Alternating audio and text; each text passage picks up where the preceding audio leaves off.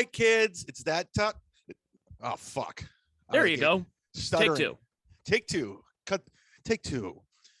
All right, kids, it's that time. Gather around the radio, crisscross applesauce, and listen to Scene Magazine's greatest podcast ever, Mondays with MAZUR, Tuesdays with Tony. It's Monday, August 16th. How are you, Tony? I'm well. I'm a little tired from a whole weekend of constant drinking. That's all I did all weekend. Basically from, I would say since Saturday around 3 p.m. all the way up until 10:30 p.m. last night, which was Monday. So yeah, it was a good, 50 hours of drinking with a little bit of sleep thrown in between. But I'm back and we're doing Tuesdays with Tony here. It's a brilliant concept, isn't it? Absolutely. I can't lose. If Tony's out boozing, we'll just move it to Tuesday. It's perfect. Boozing with the boys. Cruising and boozing over in Detroit. In the D. It was not cold in the D this time. But yeah, I went to go see Becky's favorite band, Red Hot Chili Peppers. And did you see Judy from Patreon? I did not. But I was messaging with her and she was telling me about and I'm going to do this on my podcast. So if anyone wants to check it out, patreon.com/Tony MAZUR. I'm going to do my usual newsworthy stuff, but I am going to talk about how places like Detroit and Cleveland couldn't be shitholes forever. So like downtown Detroit actually doesn't look too bad right now, but all things considered, it still is, has its share of problems and everything. But Detroit, from when I used to go there as a kid, my dad would have softball tournaments off 8 Mile Road. And it was a shithole back in the day. So now it's they decided to put banners up to cover up any parts of the shithole in Detroit. So thanks, Dan Gilbert. Absolutely. He's really revitalizing that town. Not Cleveland, but Detroit, he is. Before we go any further, I want to give a quick shout out to Gretchen on Patreon. When I got doxxed, my address is out there, my phone number, my old phone number. But so people they'll mail me things like gift cards. And I mean, it's nice. It's better than anthrax. And Gretchen mailed me a replica of the first captain's hat I had when I moved here. Okay. So I got it in the mail and I was really excited to have the very first captain's hat back so I can steer the ship properly like Greg Opie Hughes. Before we get into the nitty gritty of what we want to do and completely bury the lead of the podcast, everything. So I saw Red Hot Chili Peppers. You said you saw the set list. You watched some videos. What did you think of the set list that I saw? I'm not crazy about their picks. No, neither am I. Yeah, they did go ahead. A lot of like the second era of the Red Hot Chili Peppers. They played 2 old school songs, which was Under the Bridge and Give It Away. And if they didn't play Give It Away, you're probably going to see a riot break out, very much like what you would see on January 6th. But like I guess Around the World, which I hate that song. Yeah. And Californication, which there was a fuck up with John's guitar, or he didn't have the right guitar, that. Or it's something happened. And but outside of that, everything else was fairly new, like slower new. They played Universally Speaking. They played I'm not crazy about Don't that song. Forget Me, which I like that song. Okay. I mean, fine. Snow, it was a hit. I like Dirt. I like Dirt. I like that song. Mm-hmm. Hard to Concentrate's pretty good. Nobody Would Like Me. That was surprising. That's a slow song to play at a. I mean, you're talking about probably 35,000, 30,000 people there, and you're playing Hard to Concentrate. That's not even a B-side. That's a C-side. I like this new song, The Heavy Wing, where John sings it. Mm-hmm. That's a good jam. Yeah, it's not that great of a set list. No. They do a lot of improv too, right? They're always just jamming out. Oh yeah, they always do that. And while we say that, I want you to pull up the Rage Against the Machine set list that you went to. Oh boy, Jesus Christ! Did you saw him once or twice? Once. I saw him Just once, Thursday, and you and I had 2 different concert experiences. I was blown the fuck away. Zach De La Rocha sitting on his ass, just owning Madison Square Garden. By the way, the acoustics, unlike Rocket Mortgage Field at Madison Square Garden, are amazing. Yeah, because I mean, when you're at a stadium, you're not going to get the best sound. Like the Strokes open for Chili Peppers, and it sounded like somebody put a condom over the speakers. It was muffled a little bit. When you're at Madison Square Garden, where half the time people are going there for a concert, goodness gracious. It was fun watching Florentine get recognized by everybody because that everyone's like, "Oh, hey, Joe, hey!" after That's the awesome. show. And we had a couple drinks, but yeah, it was pretty much a standard show. Uh, I took your cue and I realized they didn't play this in the beginning, so I timed it out perfectly. Go grab a beer when the Run to Jewels comes out. Oh yeah, that's a good pisser song. Yeah, but they played Fistful of Steel for the first time since 1997. Mm. So that was cool. Wait, this wasn't the one I saw. Hold on. Hold the phone. Standing by. Yeah. Know Your Enemy was great. Fistful of Steel, first time since 97. That was good. But it was cool. I enjoyed it. Know Your Enemy. Was it worth it? Was it worth the wait through all the COVID and the restrictions and the mandates and everything? Was it worth it? They jam out. Here's the thing. I don't know if you know this, but they canceled their whole European tour. Oh, they did. This weekend in New York was their last shows until next year. So we might have seen the last of Rage. Because Yeah, you may have seen the last if he decides if there's some screw up and they don't want to be a part of it anymore. Yeah. Well, he tore a tendon from what I understand, and it's going to require surgery. And I guess he's been in pain. And they made an announcement. They can't endure the European festivals and travel. Zach needs to get us, back. And after the show, man, it might have been because they gave each other like 3-minute hugs, and Timmy C was crying, the bass player. So I was like, oh man, this could be the last one.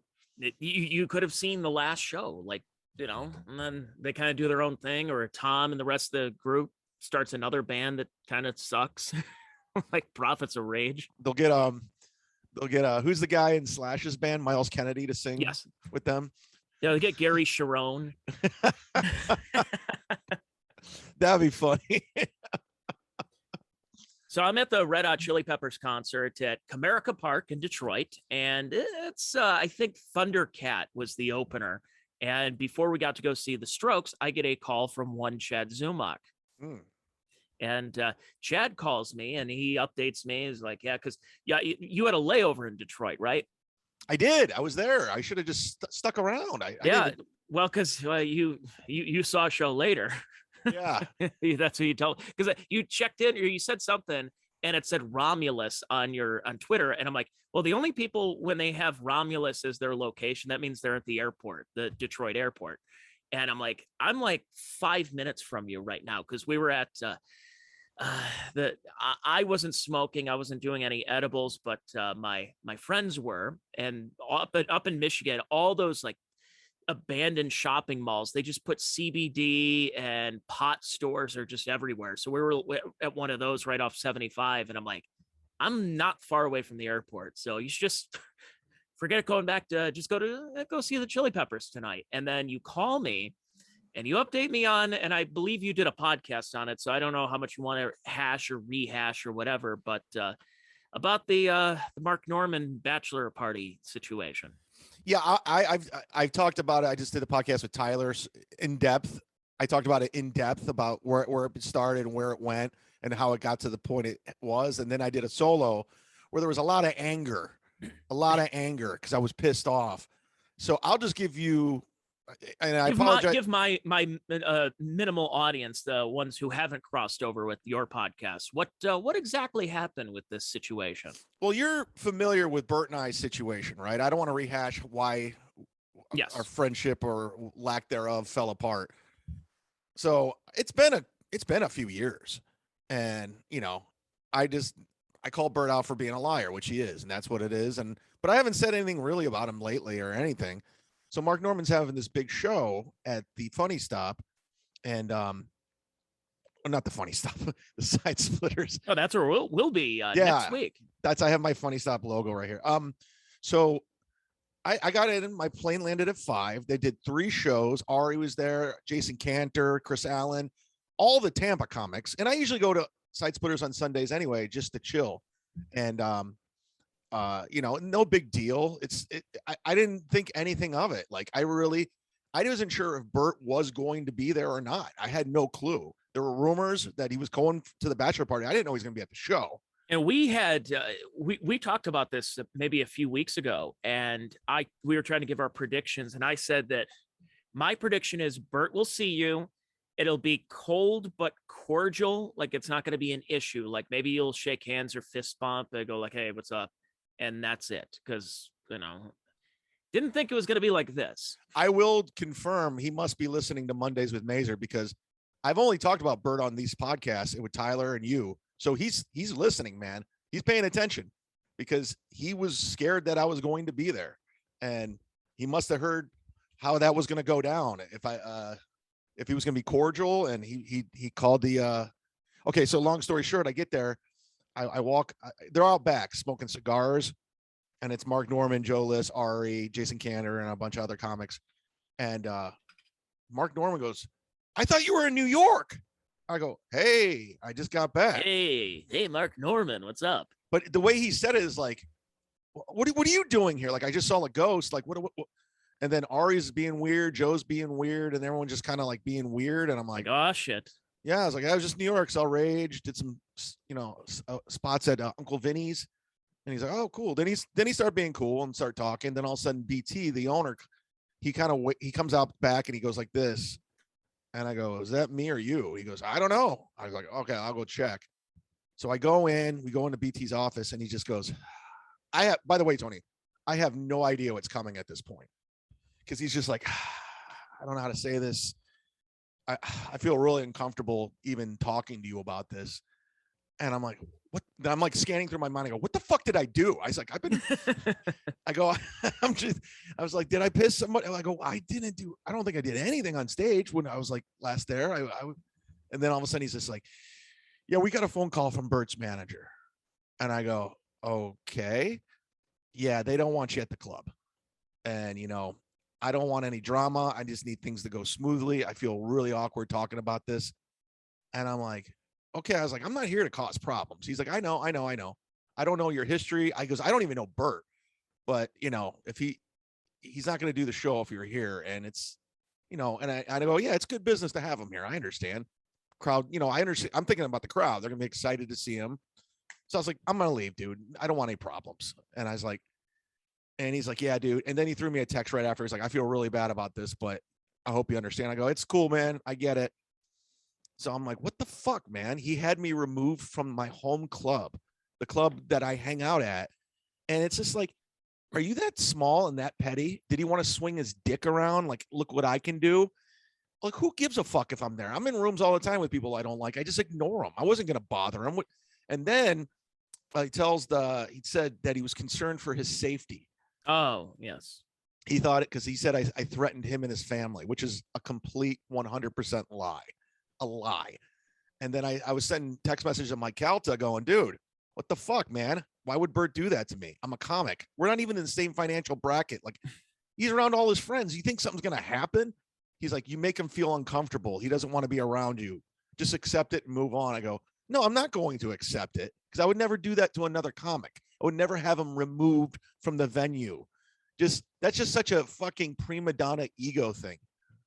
Yeah, because I didn't know, was it because, he is threatened and didn't want a confrontation or whatever the case is, but that is a bitch move, man. That's an absolute bitch move. So you're on my page with that?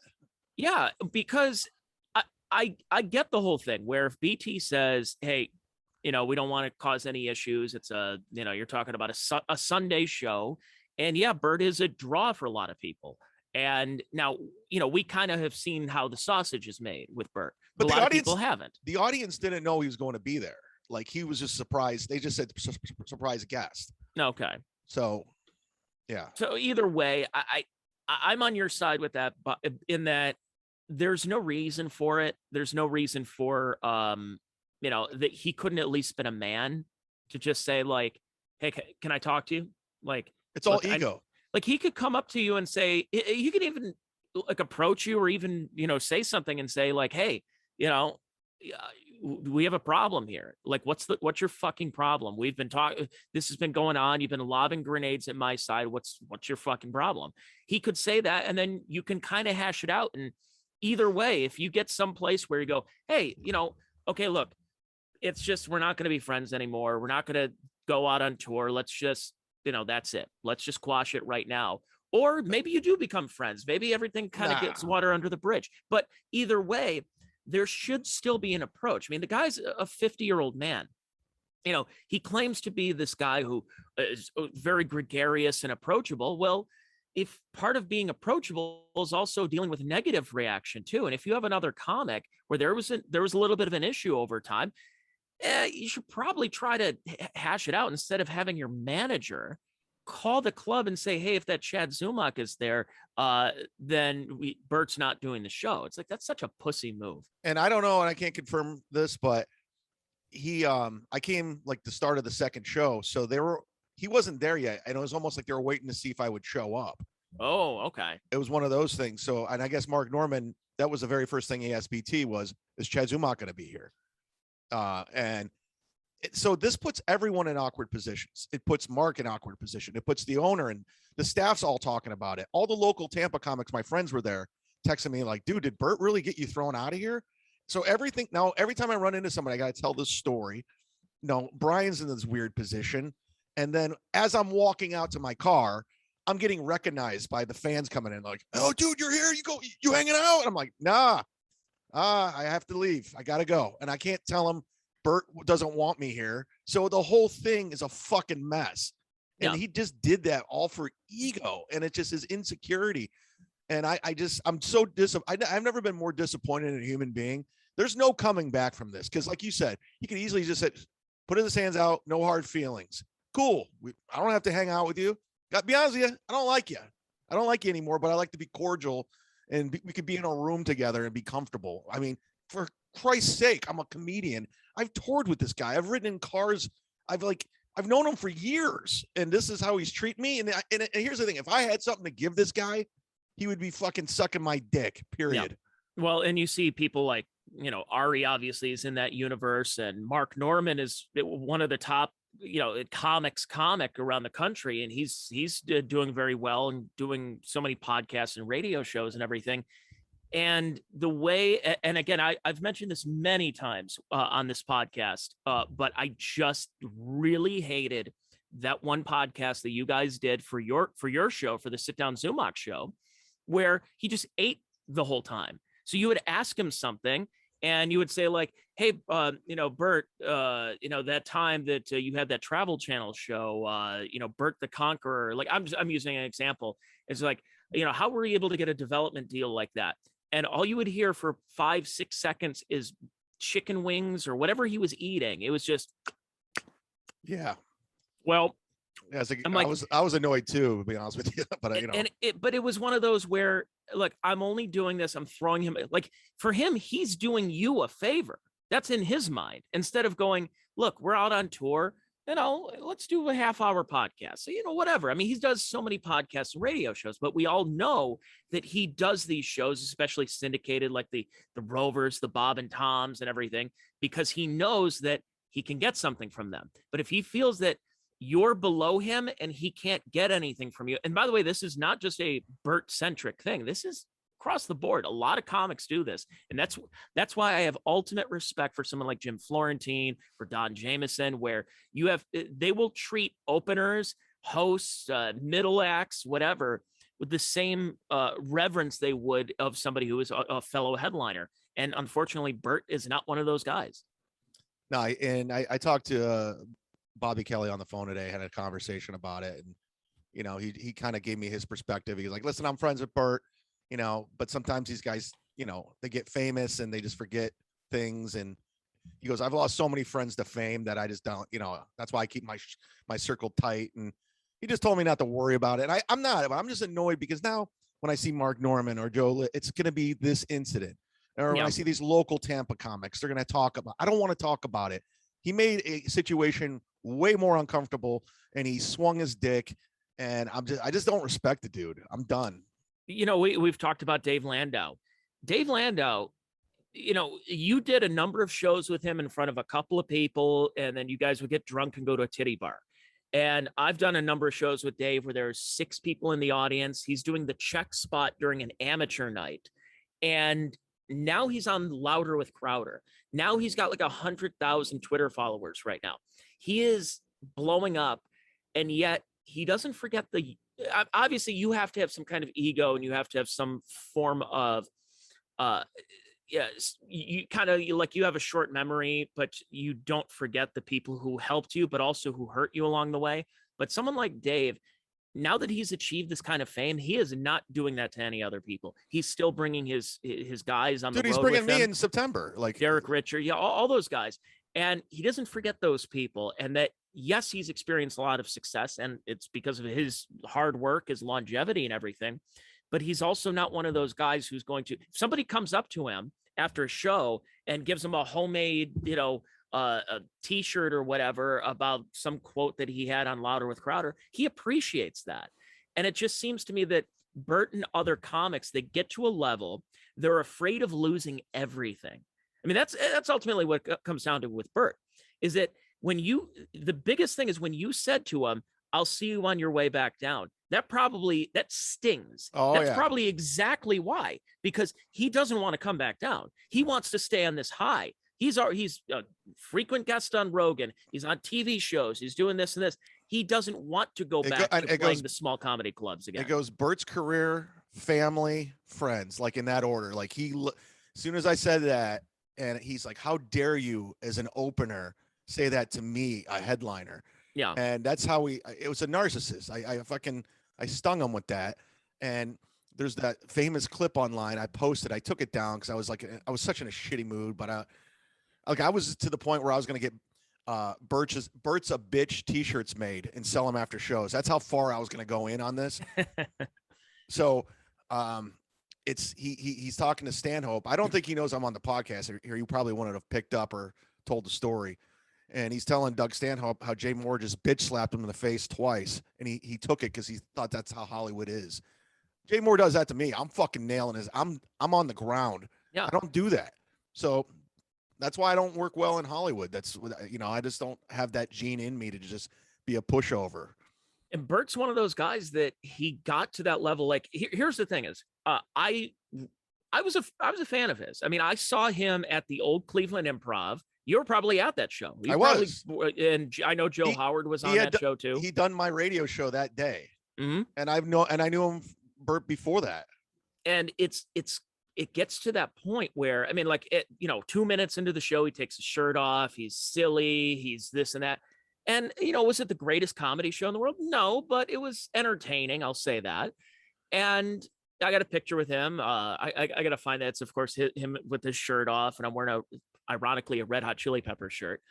And, he was doing Bert the Conqueror, and he was doing some other things, but you could tell he's trying to build a brand at that point. But like, not even, this is 2010. So I'm like, oh, okay. I see what he's trying to do. The problem is, I remember he did a podcast a few years ago. It was actually a really good podcast with Dane Cook. I think you alerted me to it. You said he's got Dane Cook on talking about how Dane was on MySpace and Dane was putting his stuff out on LimeWire and Napster, trying to get people in the early days of being very influential. Here's the thing. Dane Cook had his time and he came back down, and yeah, he can still sell out places, but it's not, as Patrice O'Neill said, it's not Dane Cook Day anymore. The problem with that is Bert Kreischer doesn't want it to be Bert Kreischer Day. He's one of those comics. He's one of those egotists who does not want to have that feeling of coming back down. He wants to stay on this cloud the entire time. He does not want to go back to the times of, I guess I got to wake up and do morning radio for some shit local station. He wants to be at the Joe Rogan level and not come down from that. Yeah. I guess I got to fuck Jay Moore and Will Smith. I guess I got allegedly. Anyways, so that's what happened. And I talk about it more on my podcast, Sit Down Zumock with Tyler. I don't want to beat it to death, but it is something that's affecting me, and it's going to affect me. And it's honestly, it's not going to go away. If he continues, is he going to throw me out of every comedy club that I'm at? Like, Like he wants to stop. Okay, I'm at the funny stop next weekend. Just hypothetically, he wants to stop by. Chad can't headline.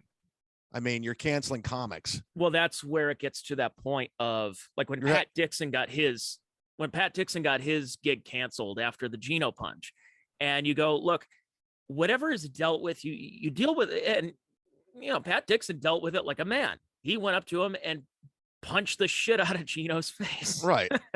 and that's how I operate. Not that I was going to do that to Bert, but although I wouldn't mind if he got fucking knocked out. That'd be kind of some good karma. Go ahead. I mean, you're talking about somebody. Well, by the way, before I get sidetracked, wasn't Ari the guy who gave Bert some kind of drug where it fucked him up for a little while? Yeah, he was not happy with it. He roofied him, but he's still friends because Ari's friends with Joe, and exactly. And he has something to offer him. And again, But if you did that, or a middle act, I mean, he's pressing charges. He's getting people banned from clubs. Everything. Yeah, I mean, it would be a fucking I'm going to jail. Court case, civil suit, all that. That's how fucked up it is. But the guy. Fact of the matter is, he's built for LA. He's a phony. He's a fake. He loves that, and I don't think he's really dealt with somebody who doesn't give a fuck. I don't care about that shit. Yeah. I don't care. If he starts doing that, where he's getting your gigs canceled, that takes it to a horrible level. Because when one of the Geno fans got Pat's gigs canceled that one weekend, and all these club owners, as you've seen, they don't want the controversy. They're like, and oh, did you hear what so-and-so? Like you already dealt with that when you were in the Bahamas, for Christ's sake. Yeah, I know. It was fucked up, man. And it's when this continues, when this goes on. See, it's almost one thing if fans are doing it because they heard of like some online Reddit petition or something. It's another when you have an actual comic who's going to look to get people canceled. I hope it doesn't get to that point, but it's something to keep in the back of your mind, my mind, everyone who's in comedy's mind, that if you piss off the wrong person, instead of dealing with it like men, they're going to try and take things from you. They're going to take away your money. They're going to take away your gigs, take away certain things with podcasting, get you banned from places. That's a horrible precedent. And here's the thing. I'm not even listen, I'm not even the same ballpark or not even the same universe of a financial bracket as Bert. If I'm on that level and made that amount of money, there's like, I hear from, I haven't seen him in almost over a decade, Daniel Tosh. I heard he's as famous and as much money as he's made. He's gotten nicer and cooler. That's how I would be, and more secure in my own skin. Like you said, he's a 50-year-old man. He knows where I'm at. Just fucking blow me off. I'm not allowed to be in my home comedy club around my friends. I'm not allowed to hang out. Like, I have to leave because your highness doesn't feel comfortable with me there. What am I going to do? He's afraid. I think his ego, and again, it's not a Bert centric thing. These are other comics who do this, and they're afraid of that possibility of going back down. They're afraid of going down a Chris D'Elia road where you get canceled, you say the wrong thing, and you're going to have to figure out your career because you've built this brand up for yourself to the point where Bert's now a household name. Like, as far as if you're I should say a comedy fan. Like, I'm not saying like some grandmother doesn't know who Bert Kreischer is, but my aunt Janet doesn't know who the fuck he is. And exactly. And honestly, if you ask a lot of people, they don't know. He has like his fans for sure, but yeah, you're right. And his fans are rabid fans. There are people who love going to see him, and they'll take their shirts off with him too, and want to do shots and everything. And some of his fans are my fans just from opening from him. I still have people that says, I remember seeing you and Bert in Nashville. It was amazing. So it sucks that we're at that point that he couldn't deal with this like a man. I mean, ultimately, if he wanted to deal with it like a man, he should have. And I'm not saying I would want you to get punched or anything, but if that's what a man does in the Pat Dixon thing. Pat said, "You pissed me off, Geno. I'm going into Sullivan's. I know where you're going to be at 3:30 or whatever after your show, and I'm going to punch you in the face." That's what he did, and then he left. And even though I'm wearing my I enabled Geno shirt right now, I have to pull this up because Oh, I can't get volume. Fuck. So this guy, this Stevie Lou dude. Oh, are you fighting with Stevie Lou now? No, he's fighting with me. Like he's a psycho. He's a terrible comic. I've seen his comedy online. He's not good. So he's trying to desperately make a name for himself coming after me and Pat Dixon. So anyways, this is what happens. Kevin Brennan and Bob Levy are co-hosting for Anthony because he's in South Carolina. Stevie Lou goes and fetches Kevin a beer. He's not even the guest. And he comes in, puts the beer. He thinks he can slide down, sit down right now. And then he starts talking shit. And they bounce him for Mario Bosco because Mario was booked as the guest. So he was getting comfortable. Like, I'm going to talk some shit. And they're like, oh, Mario's here. You got to go. That's hilarious. That's where he's at in his level. He gets bounced from Mario Bosco and he has to fetch Kevin Brennan beers. So this guy's talking all this shit. And by the way, he's really bad at it. Joe Exotic called in to Chrissy Mayer show or something, and he wouldn't let Joe talk because he was so uncomfortable. This guy's really, I just like watching this guy now because he's such a fucking train wreck and he thinks he's doing stuff. He thinks he's moving the needle, and I'm just laughing at him. He tried trolling me, and I'm like, yeah, dude, I've been in radio for a long time. I am an original troll. You can't fucking troll me. Yeah. And and by the way, we dropped the ball. I told you we should have had Mario Bosco on, and they beat us. See, now, so he's coming after me and Pat Dixon because he's trying to make a name for himself. And then they tell him to leave because Mario Bosco, because that's where he is. He was a whack packer on a compound media show that got canceled. And he can't even fucking sit at the desk because Mario Bosco. That's where you're at, dude. That's where you're at. So you can't talk anymore. Just shut up. Stop. Oh, you fucking chooch, you fucking piece of shit. Fuck you. You embarrass yourself. They made you leave because of Mario Bosco. They're like, all right, get out. Bye. Go get me another beer, bitch. It's embarrassing. It's just like, he's coming after me and Pat Dixon. Dude, Pat Dixon's he's done some shit in this business. You know, he had a half-hour Comedy Central. He's been around. He was a regular on Bob and Tom. You're not even in the same ballpark as us, dude. Just shut up. Shut up. And you're trying desperately to make a name saying, my mom was a whore and I'm glad she's dead and just stuff like that. Like, it's just, I don't even know you. I don't know you. And it's just embarrassing. There's a lot of people who are not very talented in the sphere who think they're talented. And not smart. Not smart guy at all. I haven't heard much from the guy who wears the pink mask on his face. So yeah, it seems like he's been, that's what happens with all these people is that they start to go away. You know, they try to get their time in the sun. And when they have their opportunity, they self-sabotage themselves. They fuck it up. Yeah, no, it's not. It's just this whole universe is retarded. And people are saying I'm fucking up by going after Bert. I'm like, nah, I'm not fucking it up. I don't kiss ass. I'm not going to kiss his. I'm not going to take slaps to the face like he did with Jay Moore. I'm going to call him out. I don't want anything from him. I don't care. I will never be friends. So I would like to be civil because I don't fucking hate the guy.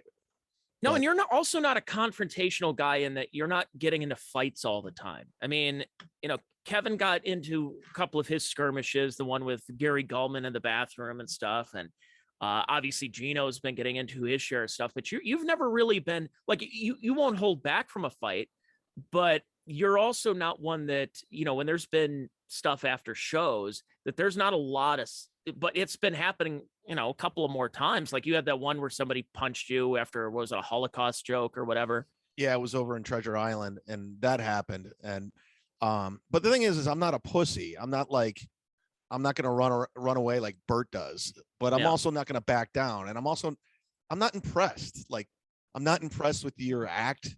I don't care about celebrity. So I'm not going to bow down because it's just, to me, you're just another comic. I don't look at him with the same, revere I would have for a Dave Attell or somebody I looked up to. I just don't.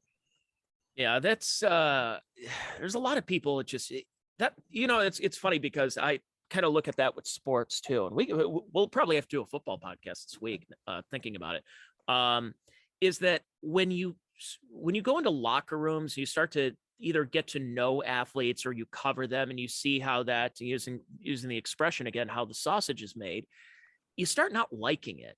And I have a lot of friends who work blue collar jobs and they have like Cleveland Browns season tickets. They can't wait for the first game. And I'm just, and they're like, well, what's your favorite team? I'm like, I don't have one. I don't care that much. I mean, for God's sake, the baseball team where I live is now called the Guardians. Oh, well, they're in first place. I haven't watched one game this season on TV willingly. Right. I went to one game because I had a free ticket for it. What about the Deshaun? I don't really care that much about Deshaun Watson. And okay, man, the Cavs, they have a young team. Sure. Again, the only times I watched were games I attended last year. So, and it's the same thing in comedy, is that I used to be such a massive comedy fan before I got into it. And then you start to get to know people and you have your experiences, whether you got to pick them up from the airport or they were asked to you at the show, or they ask you to say a certain thing to go up on stage, or, I'm just like, God, I don't like this as much as I thought I would. But you're too far into it, and this is your career, it's your bread and butter. And you hate working. And that was the thing with radio, is working in radio. I started to really dislike the business. I disliked everybody who was in charge of it. I disliked my coworkers, and I disliked our message that we were going with. What's our mission statement? Hi, me 10 years ago. Oh, God. Yeah, exactly. We're just, it's like, you're my older brother right now. We're just everything you said. Shit. There's nobody in the world that I can connect with right now. And everything you said is exactly 100% everything I said at one point. And I still say, 10 years later, I still don't like those people. Yeah. But I am looking forward to this, guys, ladies and gentlemen, at the Funny Stop next week, 4 shows, August 25th and 27th. I'm coming home. I'm coming home. Oh, so we're doing the Thursday night show too?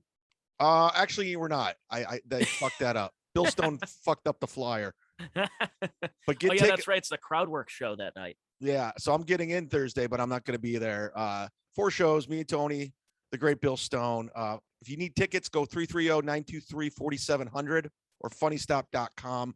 I really want to get some people out there because honestly, I don't live there anymore. So I don't perform. I'm going to be once a year. That's where we're at. Once a year. Maybe if I come home for like a Christmas, maybe I'll throw a one-nighter together, but that's where it's at. So get your tickets, son. I'm going to put this one out for free, by the way. Come out and see us. Absolutely. Yeah. Going back to the Funny Stuff, because I really haven't been there in a while. So I haven't seen Pete since I got let go at my radio station. And apparently he thinks I'm losing my mind, which, yeah. I mean, me and Florence, be honest here. I don't FaceTime with anybody because I think it's gay. But Mm-hmm. me and Florentine FaceTime with Pete at Jim's house. And he was, oh my God, he turned it up. He was calling out everybody. Oh, really? Oh, yeah. He's putting on a show. Like he was driving his kid to practice.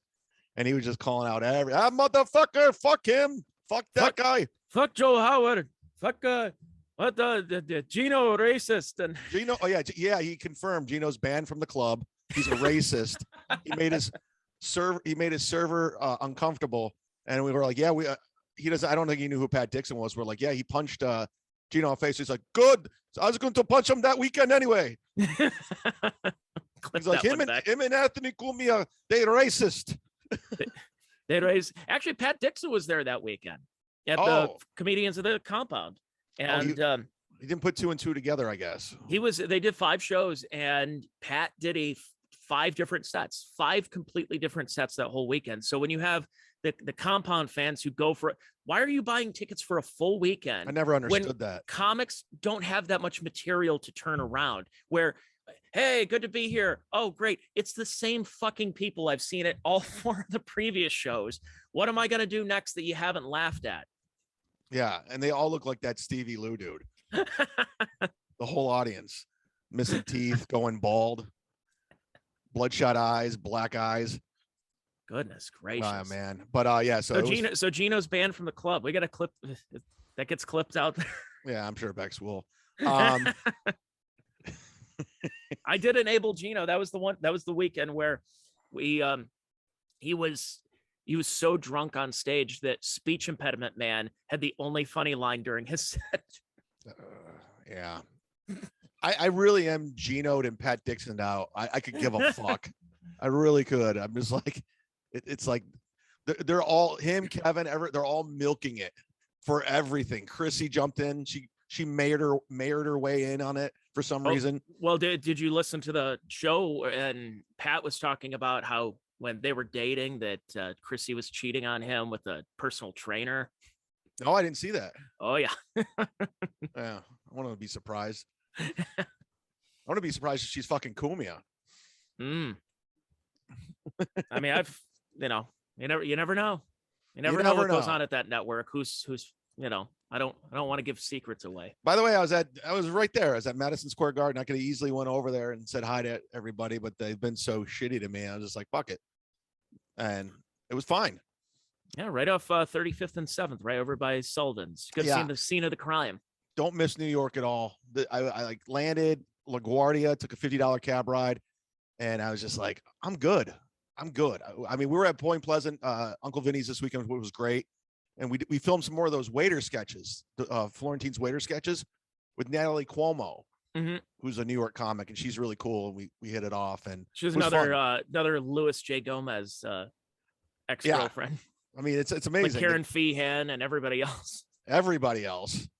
I mean, he's just like going through the comics. I can't date a female comic, man. Because comics in general are crazy. And then you take a female, then you make her a comedian. That's another level of crazy. I'm not saying, anyone's crazy, but there are comics that are fucking nuts, female comics. Like you have to basically be a garbage man to date a female comic. And why would any female want to be a comic for this? You're already getting attention because you're, a good looking female. Like, why do you have to get on stage? Yeah, I think a lot of it is, you're a quirky girl. You're really quirky. You're silly. Okay. Well, that's the equivalent of he's the funny guy at the office. He tells a funny joke when he's at the water cooler. No, that's okay. No, the reason why we do comedy is because it's therapy for us, because we're fucked up people. No shit. And by the way, my weekend binging, I feel like so I'm stopping drinking on my podcast now. I'm no more drinking because I don't like what alcohol's doing to me now. I'm just being obnoxious now. Opening up the floodgates of things that you probably wouldn't have said. The puns won't stop. I mean, it's constant. Like anytime, like, oh, boy, what do you think about this monkeypox? Yeah, everybody's going bananas. I'm like, what am I doing? I'm turning into Brian McCarthy right now. God, I haven't heard that name forever. Brian P. McCarthy. Brian P. McCarthy, dislabeled. Oh, yeah, no, it's like I don't like when I listen back on my podcast where I'm having a couple of beverages. I'm just like, I don't mind one, but I can't have more than a couple. And same with going on stage. I just turn into like a retard. And I would prefer that. Like I'm already a retard, but I want it to be controlled retardation. Organically retarded. That's right. Cut that part out. Cut that part out, everybody. Sign up to our Patreons, guys. We're putting this one out for free to give you a little taste of what we do. Yes, indeedy. We are canceled comics, canceled radio guys. We have enemies. We tend to not say the most popular thing. People pass judgment. We go against the grain. Sometimes it's uncomfortable. And when things get uncomfortable, people pander, people lie. We just stay the course because eventually you'll get through the turbulence. And that's what you get with Mondays with MAZUR. That's why we wear the captain's hats too. This is somebody when they're steering the ship, they need somebody who's going to be an experienced pilot and captain. I always thought that was hilarious. Opie steers the ship. I just thought it was so funny. Well, it's insulting. I mean, again, it's like getting back to Bert. You're hitting a nerve with somebody when you say that Opie's a board op. You say your name is on the marquee, but no one's listening to your show for you. And you just go, God damn, that's got to really sting. Where anytime anyone would criticize Opie and Anthony, they call Opie, it's, oh, was he just a board op? They go, oh, God, for somebody like Opie, you're like, I slaved away. I made millions in this business. You know, I'm a household name, and yet I'm a board op. That's just, it's just a kick in the balls for somebody like that. It's unbelievable. More ego. It's that business, as you know, especially giving props to the O&A. I mean, they did it. They were in the heart of it when radio meant something, and they made cash. They made a lot of money, and definitely made a name for themselves, and they're living off that because neither one of them has been employed ever since. No. What Opie ultimately he should have done was spin records. He should have did the Opie show on WYSP or WIP in Philadelphia. He's got his family there. He can intro records again, make a decent salary, not a great one, but you're Opie, so you get Steven Singer Jewelers, you get some ads and everything. And I don't know if his ego wanted him to, because doing local radio is, again, a step back. Just like with Bert, you don't want to go back and doing, half-filled clubs anymore, because that's a step back in your career. So you notice when you talk about ego, you get to a level and they are deathly afraid of giving that up. So now he's doing iPhone lives, and yeah, that's taking a real step back. But in his mind, he feels that I was a syndicated radio personality. I can't do morning radio again. I can't be the local yokel DJ on this. That's, I would rather do tech stuff and Facebook and Instagram live. You go, no, you should probably take in the radio job at this point. You're a 60-year-old man with 2 kids. You should probably have done that before you got ultimately canceled for filming Roland taking a shit or something. I heard the whole story. Roland told me the whole story before. My favorite is did I ever tell you this? When Jim and Sam took over mornings, and because Opie was dilly-dallying playing radio guy, like contract negotiation. Oh yeah. So have you been down those roads before? Oh yeah. And he overshot his importance to Sirius XM, and he ended up getting lowballed. Like, probably, I don't know, it's probably less than what he was making. They originally offered him, and he was in the Sirius XM glass window, like with the heads, and the contract was in front of him. They got up and left, and he just stood there, like sat there for like 20 minutes, just looking like ahead, looking like straight ahead, like what the fuck? And all of a sudden he just starts losing his shit, and they're watching him in the window do it. Oh, that's hilarious. One of the funniest stories ever. He's like, because he realized he fucked himself. Mm-hmm. And then he's like, then Opie's mind starts racing, like, oh, fucking Jim, fucking Sam, they backstabbed me and all this. And then you got to start justifying it. Go, no, bro, no, dude, this is what I really wanted. I don't have to wake up anymore. I could do afternoon drive with my pals Carl and Vic Henley. Now they're all dead. Your show's dead. I don't even hate Opie. I think he's kind of a douche, but I don't know. Who haven't we pissed off in this podcast? I think we left Alan Cox alone. And Bill Squire and unbelievable. Jeff Blanchard. I like Jeff Blanchard. I do too. I like him. He's I like how is he still stocking? Yeah, I like how he bags my groceries. So stupid. I'm telling you, we need to get Mario Bosco on the show. I'm going to reach out. I'll just have him on my podcast then. Oh, I'll do a Bart Mario. If you want to set it up, just say, hey, you want to do it over Zoom? Fucking Mario Bosco. I like how that's their guest with Levy and Kevin. It's like their big guest was Mario Bosco. Like, he's a nice enough guy, but he's so annoying in real life. Where was Barry Ribs that day? Just so annoying. Like, he came, Florentine and I were up in Fort Myers at that club, that Nabul, that fucking guy who took my week away. And he was doing a guest set, and Mario was, and he was just so annoying. The name dropping and take a photo. It was just, oh, dude. Is it true he charges for photos? I don't know. I know more about Mario Bosco than I should, because I'm not looking for it. I'm not looking into him. Like, okay, let's get to know this guy a little bit more. I don't follow him. Well, I do follow him because he asked me to.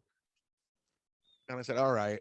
I don't know why the whole concept of Mario Bosco makes me just barrel over in laughter. He's visually hilarious. Yeah, exactly. And it's just, he's the ultimate whack packer. In the sense of, that's one thing I liked about like Kevin's roast. It was just a bunch of fucking Barry Ribs. Carrie, I heard Taffy Jaffe died. Yeah, she's been dead for a while. Oh, really? I just only heard recently that Taffy Jaffe died. Yeah, she's dead. Mike Bichetti. It's just, I guess Mike is having some more medical issues too. So Again, I get all this from you. I don't know. you got your Compound Media update here. Let's see, Mario Bosco and is the comics gym going away? Is that what's going on now too? I don't know. The Nick DiPaolo network, and I guess Florentine was going to do some stuff over there, and that's Tommy's thing. I have no clue. I have no clue.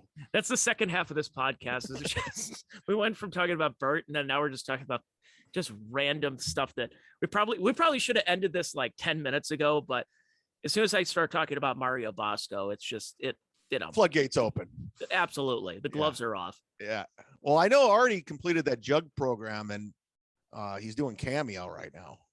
Oh, he's doing cameos now. Okay. Yeah. So I do know that. But that's all I know. I want to see how much is an Artie Lang. It's got to be like $500, right? I'm pulling it up right now. I thought for sure you'd get his nose fixed. Are you on Cameo? I am. I've only done one of them. Let's see. Artie, it says, 24-hour delivery. I mean, he looks like he could be handsome if he had a better nose, but notify me when available. So it doesn't have a price right now. I would love to get the true story of what really happened to that nose. Maybe he'll like one day come clean. Pat Dixon had a little problem with him. $150. So how much is yours? Let's promote your Cameo. Does anybody do cameos anymore? I like that was a thing during the pandemic. That was a total pandemic thing. Yeah, that's the reason why I did it. I was just like, I got money. I put mine at 35, which is, probably too expensive, but I don't really want to do them. But how much Geno's is? I did do another one, but it wasn't on Cameo, and the guy paid me $50. So I felt like I put music in it. I went like way beyond the Call of Duty. $55 for Geno. Just go to Sullivan's and take a photo. It's just him. Who's paying for a fucking Geno cameo? Probably that Stevie Lou. Anyways, guys. You get Stevie Lou on Cameo. Nobody knows who he is. And he's trying so hard to make a name for himself and failing miserably. This guy gets it. This guy gets it. Tony Mazur gets it. I get it. Mondays with Mazur, everybody. Next week at the Funny Stop again. Yeah, next week we'll promote it some more. But this one's, I feel charitable. I want to do something nice. I want to put it out for free. Let's do it. Have fun. Enjoy it. You got it. Brody Stevens. And that's the podcast. 5-star review on the iTunes. Hit subscribe on the old YouTube channel. And fuck Bert. Good night.